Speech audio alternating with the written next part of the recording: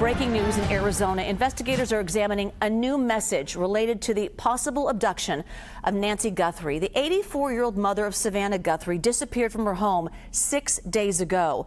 A ransom demand shared with the FBI earlier this week contained an initial deadline for Thursday and a second one for Monday. A statement released by the Pima County Sheriff reads, quote, "The FBI and the Pima County Sheriff's Department are aware of a new message regarding Nancy Guthrie. Investigators are actively inspecting the information provided in the message for its authenticity." Now, no details yet from authorities on the contents of that message, but it comes after Savannah Guthrie's shared a video of her brother Cameron urging whoever took Nancy to contact the family. Now, CBS News correspondent Jonathan Vigliotti is live in Tucson, Arizona. He's been there since day one. Jonathan, tell us what we know right now and also how this new piece of information really changes the investigation. Yeah, Juliet, that second message was sent earlier this morning by email to the local CBS affiliate here in Tucson. They quickly reviewed it and passed it off to the FBI, who in that joint statement with the Sheriff's Department confirmed receipt of it and that they're now working to validate it. As you mentioned, they did not disclose the contents within, and it is unclear if it is linked to that ransom note that was emailed to the same local affiliate on Monday night. We do know yesterday in a press conference, the FBI confirming they are taking it seriously. Specific details were contained within, including an Apple Watch located within the home. But notably, there was no form of communication, no way for anyone to reach back out. That's why over the past 2 days, we've heard from the Guthries, including Savannah Guthrie, in those emotional posts pleading to the author of that note to get in touch. You also mentioned those two deadlines. We must stress them because yesterday, the first deadline passed. The second deadline is now on Monday. It is unclear the exact terms and conditions that must be met. Juliet? Yeah, so what are investigators doing right now following this new piece of information? Yeah, just moments ago, sheriff deputies here, they closed down the street in front of Nancy Guthrie's homes, telling me that detectives are now coming in to search the property yet again. I say yet again because this is now the third time this week they have returned to the property.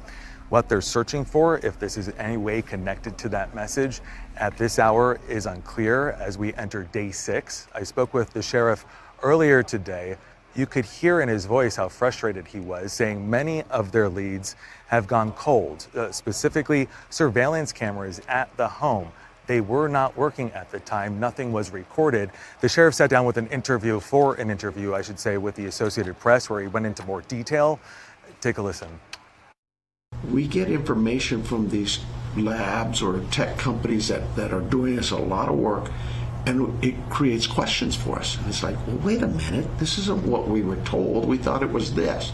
And so now we have to go back and confirm what they're telling us, or what man, I wish technology was as easy as we believe it is, that here's a picture, here's your bad guy. But it's not. And now going back to my conversation that I had with the sheriff earlier today, he said a significant point of interest in this investigation is how the abductor or abductors accessed that home. I asked if they forced themselves in. He would not disclose that. I asked why. He said it is a critical component to this investigation. As of now, there is no known suspect or person of interest.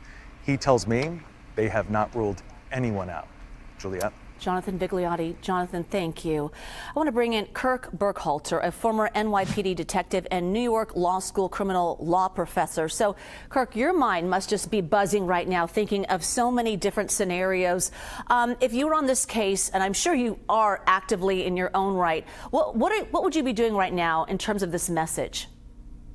Certainly, and you're right, I'm actively on it in my own mind, of course. But with this message, the sheriff, I think, is operating quite prudently by keeping information close to the vest, because with each message, there has to be an attempt to verify the authenticity of the messages, not only each message, but to determine if the various messages are connected to the same senders.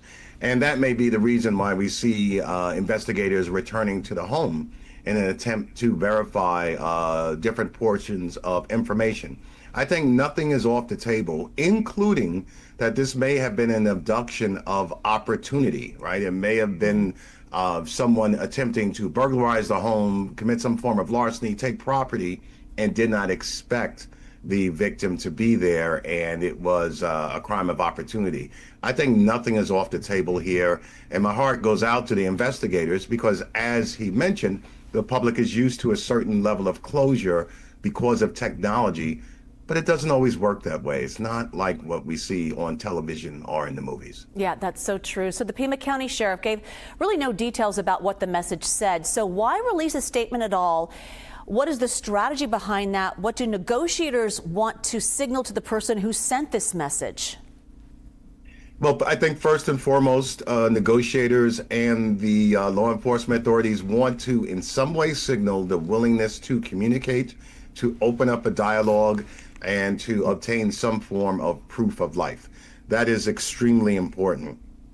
And second, I think it's helpful to keep the public apprised in some way, shape, or form as to how the investigation is going. You can't just have a complete news blackout in matters like this, and certainly when this is such a high-profile person. But the primary purpose now, I think, or goal, is to generate some form of dialogue.